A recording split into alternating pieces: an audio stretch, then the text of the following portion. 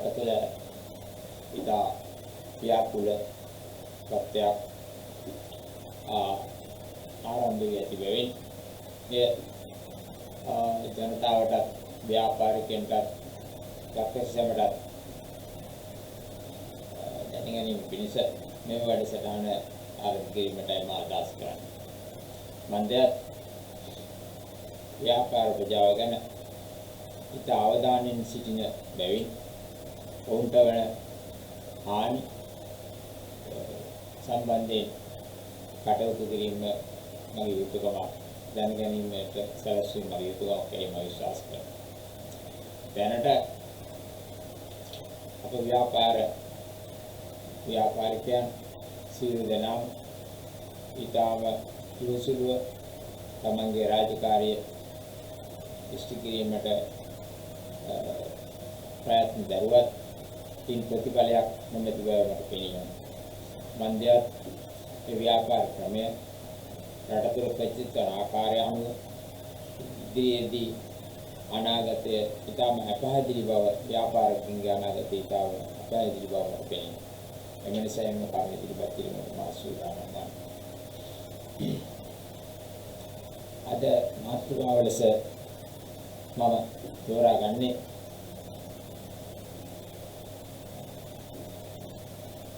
ඉදිරි අනාගතය ව්‍යාපාරිකයන්ට ඉතාම අසුබ වෙයි.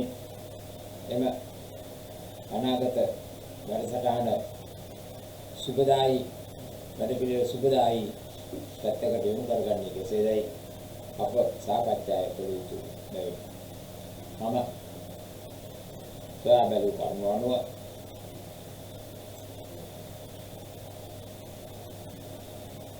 දැනට රටේ පවතින මහා පරිමාණ සුපර්මාකට් ජාලය නිසා සාමාන්‍ය වෙළඳුන් ඉතා අසීරුතාවයකට පත් වෙනවා.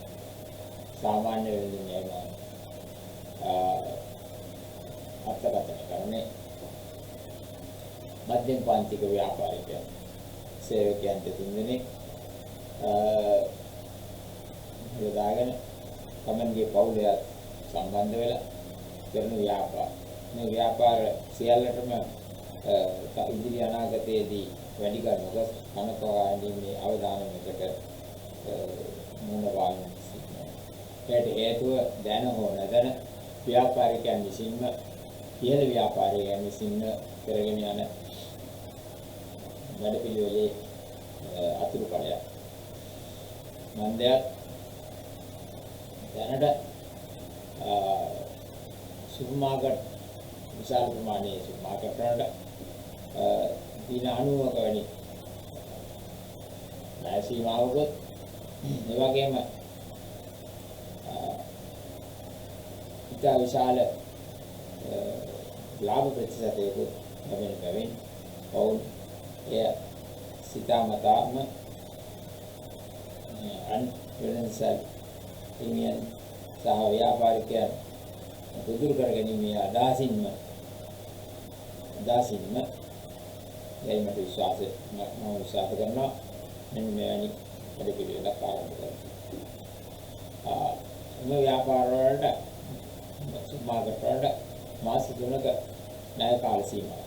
මාස 3ක් කියන්නේ සාමාන්‍යයෙන් සිල්ලර වටුණා සාමාන්‍ය අත්‍යවශ්‍ය කරන දිනදා අවශ්‍ය කරන ගන්න සාමාන්‍ය මාසිකට වාර දෙකක් හෝ වෙනසලකට අපි දිනපතාම අවශ්‍ය කරන බඩු තියෙනවා. නමුත් මෙව දිනානුවක ණය කාල සීමාව නිසා එම වෙනසල් වලට වාර 6ක් බණ්ඩ සැපේ පසු තමයි එක වාරයක මුදල්. එතකොට වාර 5ක මුදල් හැමතිස්සෙම මේ සුපර්මාකට් යන මහා ප්‍රමාණයේ විශාල වෙනසල් වලට ලැබෙනවා. එතකොට එම වෙනසල් මියන් මාස 5ක කාලෙන් එක මාසයක මුදල් පවණක් ගෙවලා ඉතුරු මාස 4 සුද්ධ ලාභයක් තියෙනවා අතට. එම මුදල් වලින් පුළුවන් ඔවුන්ට ඒ විශාල ව්‍යාපාර පටන් ගන්නවා. නිසම් බැංකු පටන් ගන්නවා. ඒ එක නෙමෙයි මිලියන ගාණක් මුදල් තියෙනවා. හැම කම්පැනියෙම තියෙනවා. සාමාන්‍ය උදාහරණයක් විදිහට අපි බීම අපේ අන්න මාස දෙකකට දුන්නොත් එම මාස දෙකකට බීම 6 වතාවක් ලැබෙනවා. නමුත් ඒක බිලයි ගෙවන්න. ඉතුරු බිල් පහම යාගයක්. ඒකට යාග. ඒ වගේ විශාල සුපර් මාකට් 10ක් 15ක් මාසෙකට අරින්න පුළුවන්. මොකද අරණුගේ මුදල් වලින් මේක කරගෙන යනවා. ඒකට කිසිම වේදනාවක් නැහැ. බැංකුවකට අරින්න පුළුවන්. මොකද බැංකුවකට අවශ්‍ය කරන මුදල් ප්‍රමාණය එතන තියෙනවා. ඊළඟට දැනට පවතින භයානකම තත්ත්වය මෙල සුපිරි වෙනසල් වල බාණ්ඩ ඉතා අඩු මිලට අඩුයි. බාණ්ඩ අඩු මිලට අඩුයි කරාම සාමාන්‍ය ව්‍යාපාරිකයන්ගෙන් පාරිභෝගිකයේ ඇත්තල සුපර් මාකට් වලට යන්න පටන් ගන්නවා. මේ ඉතා භයානකම තත්ත්වය දැනට සාමාන්‍ය නිෂ්පාදනයකින් 100ට අපි සෑබඩු කරනවලු 140ක් 45ක් අතර ප්‍රමාණයක් ලාභයක් සාමාන්‍ය 50ක වගේ ලාභයක් එක බාණ්ඩයකින් ලැබෙනවා. ඒක ලැබෙන ලාභයෙන් 35ක් 40ක් මේ සුපර් මාකට් වලට දෙනවා. නමුත් සිල්ලර වෙනසල් වලට ලැබෙන්නේ 10ක් 3 සිට 20 දක්වා පරිම ලාභයක් වුණා.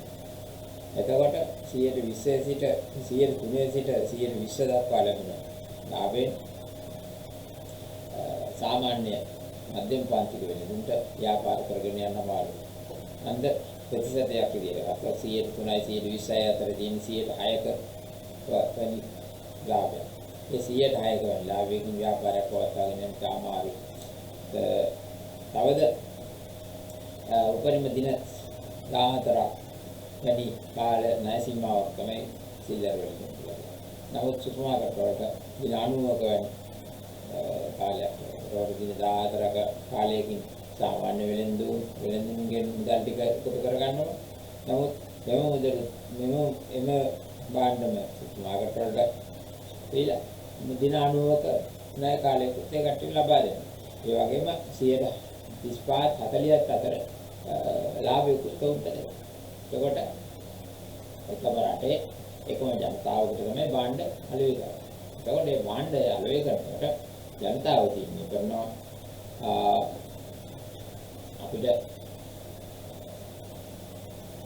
අපිට ලාභයට බාණ්ඩ ගන්න නම් අපි සුපිරි වෙනසල් වලට යයිති. එම නිසා ගොඩ වැඩියෙන් සුපර් මාකට් වලට ඇදෙනවා. එම හේතුවෙන්ම සුපර් මාකට් වල දැනට ලංකාවේ සුපර් මාකට් වලින් 100 නිෂ්පාදනය වලින් 30ක් පවණයි සුපර් මාකට් වල වෙන්නේ. ඒතරම 130ක්. නමුත් දැනටම 70ක බාණ්ඩ අලෙවි කරන්නේ සාමාන්‍ය සිල්ලර් වලින් නිසා මධ්‍යම පන්තික වෙන්නේ. ඒකට දැනට නිෂ්පාදන සමාගම් වලට 5% වැනි ලාභයක් තමයි සුපර් මාකට් වලින් ලැබෙන්නේ. ඒ වගේම සිල්ලර් වලින් සැලෙන 125ත් 125ත් 120ත් අතර ලාභයක් ලැබෙනවා. ඒකට දැන් 125 ලාභයෙන් 170ක වෙනදාම කරන අතරේ 105 වැනි ලාභයකින් තමයි සුපර් මාකට් වලට 130 දැන්. ඒකට දැන් ඔයකේ ප්‍රතිශතය ටික ටික වැඩි වෙනවා. වැඩි වෙනවා කියන්නේ දැන් මේ සුපර් මාකට් වල 130ක් වෙනවා. ඒකට සාමාන්‍ය වෙන්නේ 165ක්. දැන් ඔය තත්ත්වය ඉදිරියට යනකොට වසර දෙකකින් තුනකින් මේක 100ට දැන් 130 වෙනවා 35 වෙනවා 40 වෙනවා 45 වෙනවා 50 වෙනකොට සිල්ලර් වෙනුන්ගේ වෙළඳාම අඩු වෙන 150 දක්වා හැත්තෑවෙනවා. ඔන්න දැන් එතකොට ගැටුමක් නිකන් නිර්මාණය වෙනවා. මොකද 125ක් ලැබුණු සිල්ලර් වෙළඳුන්ගේ ලාභය අඩු වෙනවා. ප්‍රතිශතය අඩු වෙනකොට මේ පැත්තෙන් එන්නේ 105යි. එතකොට අර 125යි මෙතනින් 5යි ලැබෙන්නේ. මොකද 150කටම හම්බෙන්නේ 100%යි. මේ පැත්තෙන් 150කට තමයි 125 ගන්න. දැන් මෙතනදී ඔය කම්පැනි වල ප්‍රශ්නයක් වෙනවා. මොකද නිෂ්පාදනය කරගන්න භාණ්ඩ නිෂ්පාදනය කළා ඒ කට්ටියට කම්පැනි දුවගන්න බැරි වෙනවා මේ තත්ත්වෙට ගියා. මේ 150 දැනට ප්‍රශ්නයක් නෙවෙයි. මොකද 130යි. මේක 150 දක්වා වැඩි වුණ ගමන් මේ කම්පැනි වැඩි. එතකොට මේ කම්පැනි පවත්වාගෙන යන්න බැරි වෙනවා. එක්ක කම්පැනිය දැනට 150 භාණ්ඩ සුපිරිවෙලෙන්සල් අලෙවි කරත් එතකොට සුපිරිවෙලෙන්සල් වලට භාණ්ඩ සැපේම නැත්නම් ඔවුන්ගේ කම්පැනිය 150 නිෂ්පාදනය කරනවා. එතකොට 150 නිෂ්පාදනය කරලා එයාලගේ යන්ත්‍ර සූත්‍ර ඊට පස්සේ රැකියා කරන අම්කරුවන් ඊට පස්සේ වෙළඳ නියෝජිතයන් මේ සියල්ලම 150කින් ගඩපනවා. එතකොට රටක් විදියට ව්‍යාපාරات එක්කම සම්පූර්ණ රටට ලොකු ප්‍රශ්නයක් වෙනවා. එතකොට රට විකාශය සීඝ්‍රයෙන් පාර දුප්පත් වෙනවා. මේ ප්‍රශ්න ගොඩක් නිර්මාණය වෙලා ඒ වගේම තමයි අනිත් පැත්ත බලුවාම සාමාන්‍ය වෙළඳසල් වලට දැනටමත් ඊටාම ප්‍රාණයක් ඇල්ලවලා තියෙනවා. මේ සුපිරි වෙළඳසල් වලට දෙන ලාභය නිසා මේ ලාභය වැඩි ලාභ කරදරේ ගොඩක් වැඩි. මොකද සාමාන්‍ය වෙළඳසලකට 100ට අඩු ප්‍රමාණයක සුපිරි වෙළඳසල් වලට 145ක් දක්වා ප්‍රමාණයකුත් ලාභ දෙනවා. ඒකෝට මේ දෙගොල්ලන්ට රටේ වෙළඳාම කරගෙන යන්න අමාරුයි. මේක ආසිරු ප්‍රශ්නයකට මුහුණ දෙන්න. ආසිරු මේ ප්‍රශ්න මුහුණ දෙන්න සාමාන්‍ය වෙනවා. එතකොට සාමාන්‍ය වෙළඳින් කියන්නේ දැනට සුපර් මාකට් වලින් රැකී ආරක්ෂා කරන සංඛ්‍යාව බැලුවොත් එහම 120ක් කිසිවක්. නමුත් 180ක් විතර එම ශේෂ්ඨ වල ඉන්න කට්ටිය සාමාන්‍ය ව්‍යාපාරිකයෝ. ඒතකොට සාමාන්‍ය ව්‍යාපාරිකයන් 180න් 150ක් විතර ප්‍රශ්නයක් આવොත් එහම මේක බාරගන්න බැරි ප්‍රශ්නයක් වෙනවා කාලයක් යනකොට. ඒ නිසා මේ ව්‍යාපාරිකයන් දැනගන්න ඕන අර සුපර් මාකට් වලට යන ප්‍රතිශතය අඩු කරලා සාමාන්‍ය ව්‍යාපාරිකයන්ට අපි උදාහරණයක් විදිහට ගත්තොත් දැනට 130 නම් භාණ්ඩ සම්පූර්ණ නිෂ්පාදනය වලින් 130ක් සුපර් මාකට් වල දෙනවනම් ඒක 125 දක්වා අඩු කරලා දැනට නතර කරගන්න ඕනේ. ඒක ටික ටික ලොකු ප්‍රශ්නයක් වෙනවා. මේක නිකන් අර පිරමිඩ් සිස්ටම් එකක් වගේ. ඊට පස්සේ දැනට ඒක මම මේකෙන් මේ හේතුව නිසා තවම පැහැදිලි කරන්න 150ක් දක්වා නිෂ්පාදන වලින් සුපර් මාකට් වල දෙන්න ගියාම දැන් මේ කට්ටියට දී ගන්න බැරි වෙනවා. මොකද දැන් ඒ කට්ටියට 100ට ලාභයට 150ක භාණ්ඩ සපයන්න සිද්ධ වෙනවා. එතකොට එයාලට පාඩු නිසා ඒ කට්ටිය ගිහලා ඉස්සෙල්ලම දැනුම් දෙන්නේ සුපර් මාකට් වල. මොකද වේට් එක මාස 3ක කාලයක් තියෙනවා. ඒ වේට් එක මාස 3ක කාලය තියෙන නිසා ඒ කට්ටියට දැනුම් දෙන්න අපි දැන් භාණ්ඩ නිෂ්පාදනය කරනවා. වලට අපිට මේ ගානට භාණ්ඩ දෙන්න. එතකොට ඒ කට්ටිය යෝජනා කරන්න පුළුවන්. වලට නිෂ්පාදනය කරගන්න අමාරු නම් අපි දෙන්නත් ණය. ඒ මොකද ණය දෙන්නේ තන්නේ සල්ලිවලනේ. ඒ කම්පැනියෙම දැන් අපි කියමු උදාහරණයක් සති දෙකකට ලක්ෂයක බඩු දීලා තියෙනවා ලක්ෂ 6ක බඩු දීලා තියෙනවා. ඒකට ලක්ෂ 5ක්ම දෙන්නේ ඒ කම්පැනිට. ඉතින් ඒ ටිකම දීලා හරලා ණයක් විදියට අපෝ පොලියක් ගන්න ඕන. ඒක අනිත් පැත්තට පුළුවන් මේ කට්ටිය වලට කරගන්න බැරි නම් දැන් මම දන්න විදියට සුපර් මාකට් ජාලය විසින් තාම සූක්ෂම විදියට මේ ව්‍යාපාරات කරගෙන ඉන්නවා. ඒකට ව්‍යාපාරිකයන් කියන පුළුවන් දැන් සුවලා ඒ උන්දර බඩු දීලා තියෙනවා. අවුරුදු ගාණක් ආශ්‍රය කරලා තියෙනවා. එහෙනම් කරන්නේ මෙමය අපි මේක මේම කරමු. අපි මුදල් දෙන්න වා කරගෙන යමු. ඒකට ලාභය අපිට. දැන් එහෙමත් එයාට බැරි නම් කියන අර එහෙනම් අපේ කම්පැනියට දෙන්න මේක. කියලා මේ වාලේ කම්පැනි අපේ කම්පැනියට දෙන්න කියලා එයාට දාසුළු මුදලක් දීලා ඒකයි. දැන් ඕම ඔක්කොම ටික ගත්තන් පස්සේ වෙන්නේ අර පිටරට වගේ ඉතා විශාල shopping mall ටික විතරක්. ඉතුරු වෙනවා මධ්‍යම පාන්තික ඔක්කොම ව්‍යාපාර නෙවෙයි. අපේ රටේ මධ්‍යම පාන්තික ව්‍යාපාරත් එක්ක ජීවත් වෙන විශාල සංඛ්‍යාවක් ඉන්නවා. මේ සංඛ්‍යාවේ රැකියාව පිළිබඳ ප්‍රශ්නකුත් ඇති වෙනවා. ඉතින් අපි ඒවත් හොයලා බලන්න. ඒකට අර විශාල සුපර් මාකට් එක ඊට පස්සේ සමහර ලාවට මේවයි කොටස් කරුවා නිදේශකින් වෙන්න පුළුවන්. මෙයාට මුදල් යොදවන අය විදේශකින් වෙන්න පුළුවන්. එතකොට අපේ රටේ සල්ලි ටික විදේශ රටවලට ඇදලා යන තත්ත්වයක් ඇති වෙනවා. ඒ නිසා අපේ රටේ ඇතුලේ තියෙන සියලුම දේවල් අපිට කරගන්න බැරි නම් විතරක් පිටරටට දෙන එකයි ලාභයි කියලා දෙන්න බෑ. මොකද ඒක අපේ කම්කරුවන්ගේ ප්‍රශ්න. ඊට පස්සේ අපේ රටේ තියෙන වෙනත් ප්‍රශ්න ඒව වැඩි වෙනවා. ඒක නිසා මේ හැම කරුණක්ම සැලකිල්ලට අරගෙන අපේ නිෂ්පාදකයන් අනිවාර්යයෙන්ම මේ ප්‍රශ්න ගැන හිතන්න ඕන. නැත්නම් නිෂ්පාදකයන්ට මම අනතුරුවක මම තව අවුරුදු 3ක් වැනි සමහරවිට 3කටත් මෙහෙන් ඉතා විශාල ප්‍රශ්නකට මොන දැන්නත් ඒ කට්ටිය ගොඩක් ප්‍රශ්න වල ඉන්නේ. නිෂ්පාදකයන් ගොඩක් කම්පැනි වලට දුවන්න බැරි තත්යකට පත් වෙලා තියෙනවා. මොකද එක පැත්තකින් රටේ වෙලා අමාරුයි, අනිත් පැත්තෙන් මේ ඉතා විශාල සුප්මාර්කට් තොගයක් ඇවිල්ලා ඒවා ඉතා විශාල ලාභ දෙන සමහරලාට බීම් බෝතලයක් අපි 8ක් 7ක් වෙනි මිදලකට තමයි සාමාන්‍ය සිල්ලර කඩේකට ලැබෙන්නේ. නමුත් 125ක් අඩු කරලා සුප්මාර්කට් එකේ විකුණනවා. ඒකෝට මාන්නේ දැන් සුප්මාර්කට් එකක් කියන්නේ කිලෝමීටර් 10 12ක් ඇත තියෙන්නේ. අපේ ගෙදර ළඟ සුප්මාර්කට් එකක් තියෙනවා. එතන මෙහා පැත්තේ සිල්ලර කඩ 10ක් විතර තියෙනවා. ඒකෝට දැන් සිල්ලර කඩ 10 බීම් බෝතලයක් රුපියල් 400 විකුණනකොට අර ගැටි රුපියල් 350ට විකුණන බෝට් එකක්. ඉතින් අපි කවුරුත් යන්නේ සුප්මාර්කට් එකට. ඒක මොකද ලාභ නිසා මිනිස්සුන්ට දැනෙන්නේ මිනිස්සු ලාභයක් කියලා. එතෙන්ට මේ වගේ තත්ත්වයන් මගහරවා ගන්න කම්පැනි ඉතයි සූක්ෂම වැඩ කරන්න ඕනේ. දැනටමත් ප්‍රමාද වැඩි. මම දැකලා නැහැ මෙවැනි වැඩසටහන් කරනවා කවුද. මේ වැඩසටහන බලලා මේ ව්‍යාපාරිකයන් දැනුවත් වෙනවා. දැනුවත් වෙලා මේ සුපර්මාකට් වල දෙන වාසියම ඒකෙන් වාසියෙන් කොටසක් අඩු කරලා හෝ එහෙම නැත්නම් දැන් අඩු කරන්න බැරි නම් යොසුන් ගත වෙච්ච නිසා ඒ වගේම වාසියක් අනිත් ව්‍යාපාරිකයන්ට දෙන්න. මොකද 70% තාමත් මේ එයාලගේ කම්පැනි පෝෂණය කරන මේ සාමාන්‍ය වෙලෙන්ද. සාමාන්‍ය වෙලෙන්ද ගෙන් 70%යි සුපර්මාකට් වලින් 30%යි. ඒ නිසා මේ සාමාන්‍ය වෙලෙන්ද ගැන ඊට වැඩිය සැලකිලිමත් වෙන්න. මොකද මේ සාමාන්‍ය වෙලෙන්ද ටික ව්‍යාපාර ටික වුණොත් එහෙම මේ නිෂ්පාදකයෝ බොහොම අනතුරුදායක තත්යකටපත් වෙනවා. දැන් මොකද අතන 100% ලාභයෙන් කම්පැනි දුවන්න බෑ. අනිවාර්යයෙන්. ඒ වගේම තමයි අපේ ව්‍යාපාරිකයන්ට මම ව්‍යාපාරින් ඉල්ලා සිටිනවා. අපි සෑම කම්පැනි එකකම අඩුම 10%කවත් ලාභයක් ඉල්ලන්න. සෑම කම්පැනි එකකම 10ට වැඩි ලාභයක්. මොකද ඔබතුමන්ලා දන්නේ නැතුව හෝ දැනගෙන දැන් ගොඩක් කරන්නේ තමන්ගේ පවුලේ කට්ටිය එකතු වෙලා ව්‍යාපාරය. ඒකට එයාලට වැටුපක් බලන්න දෙන්නේ නැහැ මොකද. කොහොම මිනිස්සු අවුරුදු 50ක් විතර ව්‍යාපාර කරනවා. නමුත් එයාලට කිසිම වාසියක් නැහැ.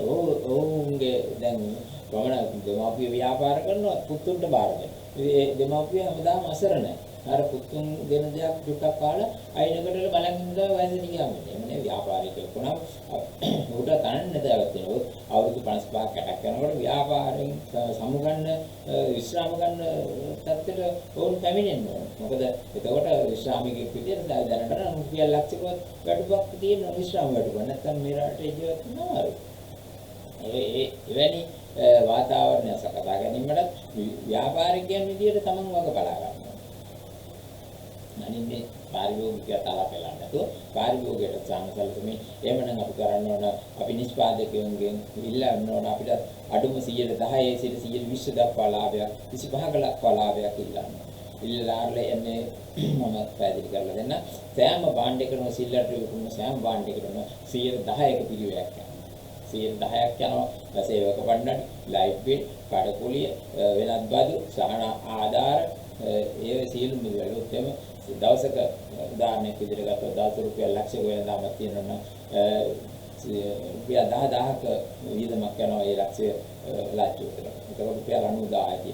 ඒකට අපි 90000න් කීයද අපිට ලාභය කියලා බලනවා. ලාභයෙන් තියෙන සාමාන්‍ය රුපියල් 6000ක් 5000. ඉතින් රුපියල් 5000කින් බාන සේවකකට අඩු ගානේ අද මේසන් බස් කෙනෙකුට පඩියක් රුපියල් 5000ක් විතර ඉල්ලනවා. ඉතින් අපි කොහොමද අපි ව්‍යාපාරයක් කරමු? දැල්ලිය දෝලා රුපියල් ලක්ෂයක දාමක් කරලා රුපියල් 5000ක ලාභයක් කරගෙන අපි කොහොමද කියන්නේ? අපිට ඔක් පේන්නේ නැහැ. මොකද අපි හැමදාම නෑ එක්ක බිලට බිල ගන්නවා, එහෙම නැත්නම් චෙක් එකට ගන්නවා, එහෙම නැත්නම් බඩුවන් හැම කෙනෙක්ගේම කඩවල වල තියෙන ණය ටික එකතු කරලා බලුවොත් ඊටාම අසීරුවෙන් දුවන්නේ හැම හදිසි තොග කරන ව්‍යාපාරිකයෝ විතරයි මුදල් තිබිලි අනික් කට්ටිය ඔක්කොම ණයට එක්ක කඩේකින් ණයට ගන්නවා, එක්ක ලොරියෙන් ණයට ඉල්ලනවා, පොල් ගන්න ණයට, තේකොළ ගන්න ණයට, සීනි ටික ගන්න ණයට, ඔය තෙල් ටික ගන්න ණයට ඒ ඔක්කොම හැමදාම ණය. මොකද අවුරුදු 25ක් කඩයක් සාමාන්‍ය වෙන සැලක් පවත්වාගෙන ඉන්න ඕන ණය කරුවා. අමෙරිකා මේ සියලුම කරුණු කලකිරීමකට කවුණක් මට විශේෂයෙන්ම කියන්න ඕන සීතකරණයක විකුණන සෑම භාණ්ඩයකටම 16ක පිරිවැයක් යනවා. 16ක පිරිවැයක් යනවා. සාමාන්‍ය වෙළඳාමට 10%කුත් සීතකරණයේ විදුලි බිල සහ සීතකරණයේ වටිනාකම සේවීම බැලුවම 6%ක 16%ක ඒ නිසා පමණක් කම්පැනි වලින් 12ක් හෝ 10ක් තමයි සීතකරණය දාන්න භාණ්ඩ වලට ලාභ දෙන්නේ. ඒ වුණාට 16ක් තමයි වියදම් වෙනවා කියලා කවුරුත් දන්නේ නැහැ. ඒ 16 නිසා 10ට 12ට විකුණන භාණ්ඩයකින් 10ට විකුණන භාණ්ඩයකින් රුපියල් 106ක අලාභයක 12ක් ලැබෙන ආයතනකින් භාණ්ඩයකින් 4ක පාඩුවක් වෙන බව තමයි දන්නේ. තමුන් මේව ගණන් කරලා බලන්න. දැන් භාණ්ඩ ඉපිසර එකක් ලක්ෂ 3ක් වෙනවා. අවුරුදු 8යි උපරිම 5ක් තමයි වෙන්නේ. අවුරුදු 8යි. ඉතින් අවුරුදු 8 ලක්ෂ 3න් බෙදන්න. ලක්ෂ 3 බෙදන්න අවුරුදු 8යි. බෙදලා හරලා දවසකට කොච්චර යනවද කියලා බලන්න. මාසෙකට කොච්චර යනවද කියලා බලන්න. ලයිට් බිල කොච්චර යනවද කියලා බලන්න. ඒ අතර රිපෙයාර් කරන ඒවා කොච්චර යනවද බලන්න. ඒ ආගේ එතෙන්ට දාපු ඉඩ ප්‍රමාණය බලන්න. ඒ ටික ඔක්කොම බලලා ගණන් හදලා බලනකොට වට 16ක් අනිවාර්යෙන් කොස්ට් වෙනවා. සීතකරණයේ විකුණන භාණ්ඩයකට 16ක එළිය තියලා විකුණන භාණ්ඩයකට 10ක වැය වෙනවා කියලා කවුරුත් දන්නේ නැතුව ගණන් හදලා බලන්න. එන්න එහෙම ගණන් හදලා බලලා තමන් ව්‍යාපාරය හරියට පවත්වාගෙන ගියොත් ඔයාලට කවදාවත් වරදින්නේ නැහැ. ඔයාලගේ ජීවිතය සාර්ථක කරගන්න පුළුවන්. මොකද මමත් ව්‍යාපාරිකයෙක්. මම මේ සියලුම දේවල් මගේ දැනුම උපයෝගී කරගෙන මම ව්‍යාපාර කරන නිසා මම අද මගේ විශ්‍රාම වැටපත් මම හදාගෙන අවසන් ඒ වගේම මම ගන්න කියන හැමෝටම මම කියනවා ඔබේ ජීවිතය සාර්ථක කරගන්න කියලා.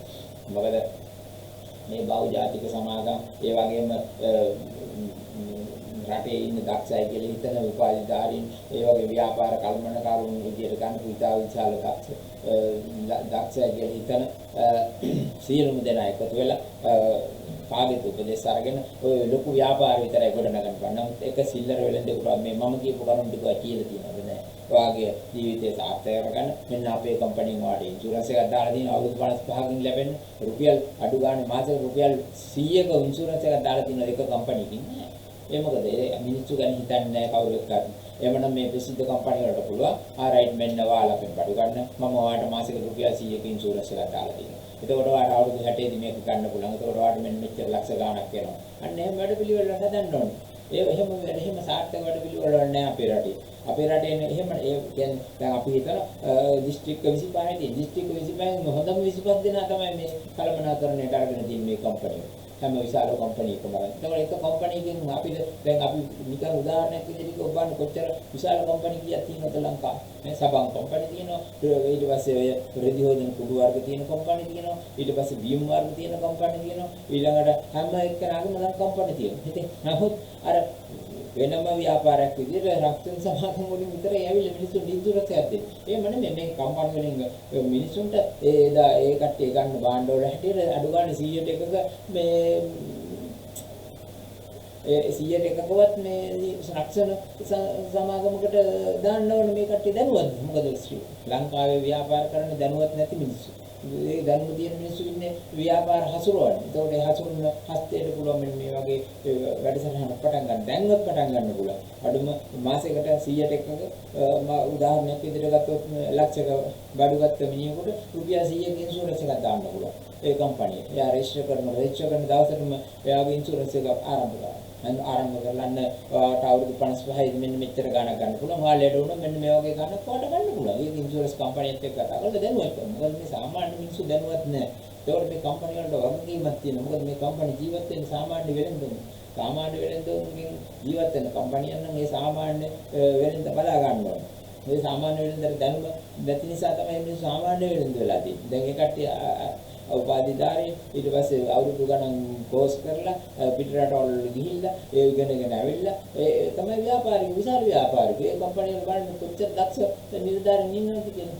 ලංකාවේ දක්ෂ ටික ඔක්කොම අරන් තියෙන ලෝක ප්‍රධාන කම්පැනි වලට ඉන්නේ.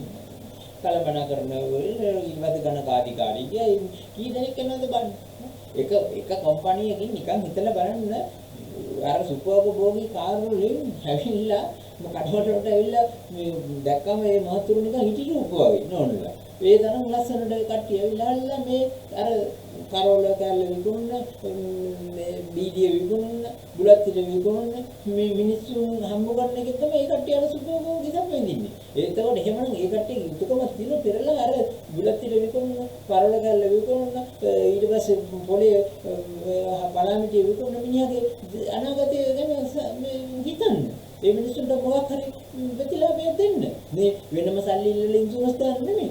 රයිට් මෙන්න මගේ අපේ කම්පැනියක් පටන් ගන්නවා. මේ කම්පැනියෙන් බඩු ගන්නකොට ඔයාලට 100ට එකක ඉන්ෂුරන්ස් එකක් ලැබෙනවා. එතකොට අන්න ඒ කම්පැනි දෙනකොට මම ඒක දැන් පරිගණක යන්ත්‍රය තියෙනවා. මේ පරිගණක යන්ත්‍රයෙන් අපිට ඕන දෙයක් කරන්න පුළුවන්. දැන් උදාහරණයක් විදිහට අපි කියමු උදාහරණයක් විදිහට A කියලා එකක් ගන්න B කියලා එකක් ගන්න. එතකොට අපිට A කියලා හරිලා ඉන්ෂුරන්ස් එක පටන් ගන්න A එක. එතකොට එයාගේ ඔක්කොම ඩීටේල්ස් ගන්න ඕනේ. මේ ඩීටේල්ස් ගන්නකොට අන්න ඒ වගේ කවුත් කරන්නේ. මේ නිකන් ඩීටේල්ස් එකක් කරන් යනවා. දැන් ඇවිල්ලා මේ තව කම්පැනි බර්ත්ඩේ ටික අරන් ඉල්ල ඔක්කොම අර කඩදාසි කියලා ඉවන බර්ත්ඩේ කාඩ්. ජාතික අපරාධයක්. අපිට කුණු දාන්න දැනුත් නැහැ. අපිට කුණු දාන්න දැනුත් නැහැ. දැන් අපේ ගෙදර 6 දෙනෙක් ඉන්නවා. 6 දෙනාට බර්ත්ඩේ කාඩ් 6ක් ඕනේ. අවුරුද්දකට. ඉතින් බලන්න බර්ත්ඩේ කාඩ් හයට කොච්චර ලක්ෂ ගානක ඒ බර්ත්ඩේ කාඩ් හයට යන ගානයි මේ ඒ හය වන්න යන යාන්ත්‍රණය හදපු එකේ ඉන්ෂුරන්ස් එක දුන්න මොකද? ඒ බර්ත්ඩේ එකට නම් රුපියල් 500ක ඉන්ෂුරන්ස් එකක් දැම්මම මොකද? රුපියල් 500කට වැඩි යනවා ඒ කාඩ් එකට. අවුරුද්දකට. ඒ අන්නේම වැඩ කරන්න ඕනේ. ඒක දැන් ඒ රුපියල් 500ක් ඉතුරු කරලා ඊට පස්සේ ඒ රුපියල් 500ට තව මගේ අපිට නිකම් බර්ත්ඩේ කාඩ් එකක් නැහැ. මොකද ඒ කට්ටිය අපෙන් විශාල ලාභයක් අරගෙන ඒකට සිහි කිරීමක් විදිහට බර්ත්ඩේ කාඩ් එකක් දෙනවා. එහෙම ඒක නෙමෙයි වටින්නේ. එහෙමනම් අන්නේ බර්ත්ඩේ කාඩ් එක වෙනකොට මාසෙකට රුපියල් 100ක ඉන්ෂුරන්ස් එකක් කරනවා. අපේ රුපියල් 100ක් වගේ ගානකින් පටන් ගන්න. මහ ගානකින් නැතුව පටන් ගෙන හරලා අපි දැන් මාසෙකට ලක්ෂයක බඩු ගන්න ඕන රුපියල් 1000ක ලාභයක් එකතු කරන්න එකට 100ට එකක් එකතු කරලා රුපියල් 1000 ඉන්ෂුරන්ස් කම්පැනි ටික ගන්න. අන්න ව්‍යාපාරිකයට දිරි දීමක්. අන්න ව්‍යාපාරය දැනුවත් කිරීමක්. අන්න ඒ වගේ වැඩසටහන් දැන් අපිට ඕනකම තියෙනවා. එහෙම නැතුව මේ මිනිස්සු රවට්ටන ව්‍යාපාර කරලා වැඩ නැගොත් මිනිස්සු දැන් ගොඩක් මිනිස්සු දියුණුව නමුත් මිනිස්සුන්ට හිතන්න කාලය නැහැ. හරි මිනිස්සුන්ට හිතන්න කන්නේ මම මිනිස්සුන්ගේ මොළ ගෙඩි වලට මේවා ඔක්කොම දාලා හරන මේ මිනිස්සු මේ රට සම්පස්ත කිරීම මේ රට දියුණු කිරීම මේ රට ඉදිරියට ගෙනියන්න යන ව්‍යායාමයේ කොටස්කාරයෙක් වෙනවමයි මොකද මේ රටේ දැනට පීඩිත පන්ති මිනිස්සුන්ගේ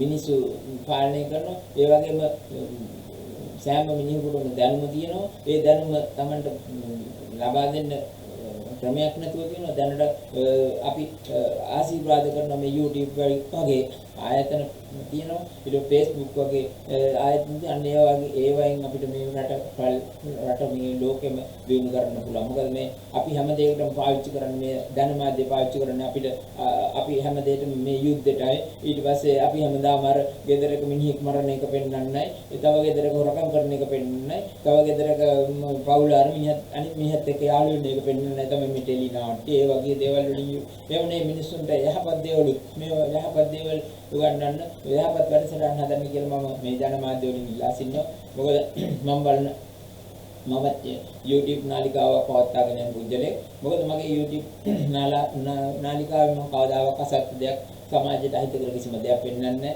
ඒක මගේ ප්‍රතිපත්තිය ඒ වගේම මම ඉල්ලා සිටිනවා මේ අසත්‍ය වැඩසටහන නොකර ඒක ඵලදායි පැත්තට හරවන්න මිනිස්සු මරන්නේ කොහොමද මිනිස්සුන්ට සූක්ෂමව උගුලටවන්නේ කොහොමද කියලා නෙමෙයි බලන්න මිනිස්සු දිරි ගන්න මෙන්න මෙහෙමයි මේ මිනිස්සු ජීවත් වෙන්න ඕන මෙහෙමයි කරන්න ඕන ගෙදර මල් පොච්චේ මල් ගස් හතරක් හිටවන්න නම් එළවලු පැල දෙකකුත් හිටවන්න කරපිංච ගාක් හිටවන්න ඊට පස්සේ ටැප් එකක් කරනම හදන්නේ කොහොමද මේ ඉදිරියේදී එවැනි වැඩසටහන් කරනවා ඊට පස්සේ ලයිට් එකක් පිටුනම හදාගන්නේ කොහොමද අන්න ගෘහ ආර්ථිකයට දායක වෙන්න ඕන ඒව කියලා දෙන්න. ඒව තමයි අවශ්‍ය වෙන්නේ. මේ නිකන් හෙළුවෙල්ලෙන් ඉන්න පින්තූර දාලා මේ වැදගත් මේ නාලිකාවන් මේව අභාවයට පත් කරන්න මිනිසුන්ට එපා කරන්නේ. දැන් බලන්න අපිට වැඩසටහනක් බලන්න බෑ. ළමයි දුක් එක්ක. මොකද ඒක දාපු ගමන් ඔන්න රෙදි නැති එකක් පෙන්වනවා. ඊට පස්සේ අසභ්‍ය කරුණ ටික ඒක කපල කොටන ඒව පෙන්වනවා. ඉතින් බලන්න මොන තරම් මිනිසුන්ට හොඳ සිතුවිලි දෙන්න. ඒ වගේම තමයි මේ මාධ්‍යවල ගොඩක්ම තියෙන බලන්න රූපවාහිනියක් ගත්තොත් ඔය රියැලිටි අරකට මේ රැටි තියෙනවා. අඩු ගන්න කුසකර්ම වැඩසටහන දවසකට පැය දෙකක් දාන්න. මම රජයෙන් ඉල්ලා සිටින පුළුවන් නම් රජයේ මේ කුසකර්ම දෙපාර්තමේන්තුවේ නිවැරදිව ගෝචරණ කරන්නේ කොහොමද? මල් පැලයක් හිටවන්නේ කොහොමද? මිරිස් පැලයක් හිටවන්නේ කොහොමද? ඊට පස්සේ මීයන්ගෙන් ආරක්ෂා වෙන්නේ කොහොමද? වන සතුන්ගෙන් ආරක්ෂා වෙන්නේ කොහොමද? මේ දක්ෂ නිලධාරීන් මේ නිලධාරී ගණන්ලා දවසක ගුවන් කාලය අරගෙන මේ දවසක රූපවාහිනී වැඩසටහන් වලට ඒවට මේ ඉදිරිපත් කරන්න. දැන් බලන්න දවල් මට ඇත්තටම කාලය නැහැ මම මේ දැනටත් මේ වැඩසටහන කරන්න උදේ 6ට නැගිටලා ඇවිල්ලා මේ මට කාලය නැහැ බලන්න මම ඒ අතරින් පතර රෑ 12 එක වෙනකන් හරි බලන්න මේ මොනවද මේ වෙන්නේ කියලා. බලන්න හරිම තේජනීය වැඩක් අපේ රටවල් මේ රටවල් දිනු කරන්න ඕන මෙන්න මේ වගේ කරුණු එකතු කරගන්න. මේ කරුණු එකතු කරලා දැන් මේවා කියවෙච්ච නොකියවෙච්ච කරුණු සාකච්ඡා කරලා මම ඉදිරියට තවත් මේ වැඩසටහන ඉදිරිපත් කිරීමේ බලාපොරොත්තු වෙනවා.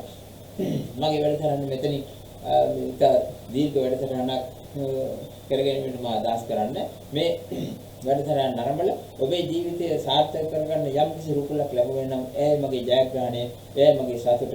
නමුත් ඉපිට මම කිසිම දෙයක් බලාපොරොත්තු වෙන්නේ නැහැ. මම අපේ රජයට රාජ්‍ය නිලධාරීන් ඉතා අවංකවම ඉල්ලා සිටිනවා මෙන්න මේ වගේ වැඩසටහන් අරගෙන මේවෙන් හරබර කොටස් ටික අරගෙන මේ සාමාන්‍ය ජනතාවගේ ජීවිතයට රුකුලක් වෙන්නයි මම ආයාචනා කරනවා. ඒ වගේම මම අද උදෑසන දුටු පුවතකින් මගේ වැඩසටහන අවසන් කරන්නම්. අපේ අතිගරු කිව්වත් කියන්න බෑ කිව්වත් කියන්නම වෙනවා අතිගරු අනුර කුමාර දිසානායක ජනාධිපති සහෝදරයා අද උදේ අපේ රටේ ආර්ථිකයට විශාල වශයෙන්ම දායක වෙන ගම්ල ජනතාවගේ ගම්ල ජනතාවට තමන්ට නිවසකට හිමිකම් ඔප්පුවක් ලබා දීමේ පුවතක් මම දුටුවම ඒ දැකලා ඉතා සතුටු වුණා. මොකද එතුමාටත් වැඩිය මම වයසින් පොඩ්ඩක් වැඩි. මගේ වයසේ කාලෙදී මමත් ඊටාම වෙහෙසකාරීව ඊටාම මහන්සියෙන් ඔබතුමන්ලාට මෙවැනි ඔබතුමන්ලාම කියලාත් මේ ප්‍රශ්නයක් නැහැ. මෙවැනි රටක් මෙවැනි සිතුවිලි තියෙන පුද්ගලයන් මෙම ස්ථානයට ගෙන්න ඉතා දේශුණා. මට පක්ෂයක් නැහැ. මගේ පක්ෂය තමයි ජනතාව.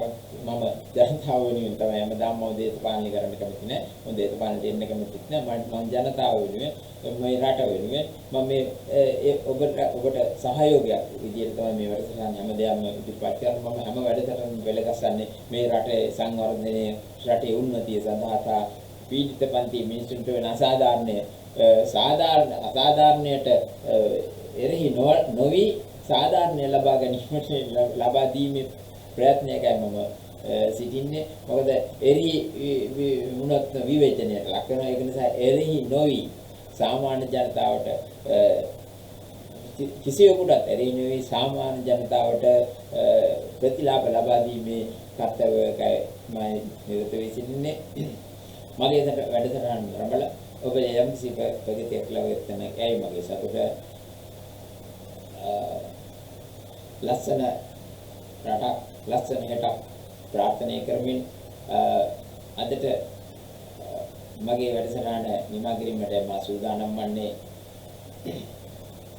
ඔබ හා සාකච්ඡා කළ multi technology and Ceylon development technique ආයතනය වෙනුවෙන් එස් ගමගේ ඔබ සමට ලස්සන රටක් ලස්සන හෙටක් ප්‍රාර්ථනා කරමින් නියඬ වඩ මා නියඬ